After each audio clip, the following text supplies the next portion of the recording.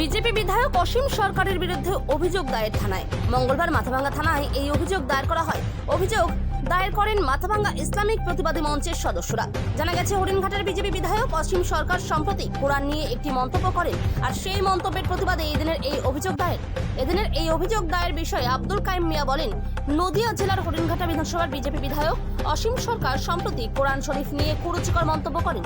তার প্রতিবাদেই এদিনের এই অভিযোগ দায়ের, যাতে পশ্চিম বাংলার সম্প্রীতি বজায় থাকে। তিনি আরো বলেন, অবিলম্বে বিজেপি বিধায়ক অসীম সরকার তার মন্তব্যের কারণে ক্ষমা চাক, নয়তো পুলিশ তাকে গ্রেপ্তার করুক, এমনটাও দাবি তাদের। মাথাভাঙ্গা থেকে উৎপল অধিকারী রিপোর্ট, বিগ নিউজ বাংলা। আমাদের এই পশ্চিমবাংলায় নদিয়া জেলা হরিণঘাটা বিধানসভা কেন্দ্রের বিজেপি বিধায়ক অসীম সরকারের বিরুদ্ধে আমরা আজকে এফআইআর করলাম মাথাভাঙ্গা থানায়। উনি কিছুদিন আগে আমাদের কোরআন শরীফ নিয়ে কটূক্তি করেছেন, কুরুচিকর মন্তব্য করেছেন।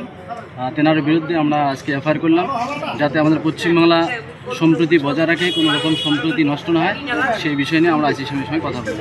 কাদের পক্ষ থেকে আজকে এই এফআইআর করা হয়? মাথাভাঙ্গা ইসলামী প্রতিবাদী মঞ্চ থেকে।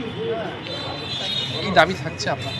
আমাদের দাবি থাকছে যে এই বিজেপি বিধায়ক অসীম সরকার যাতে এটাকে ক্ষমা চাক, না হলে প্রশাসনের কাছে আমাদের এটাই দাবি যে ওনাকে গ্রেফতার করা হয়।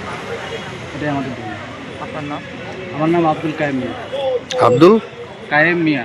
কায়েম। হেরি।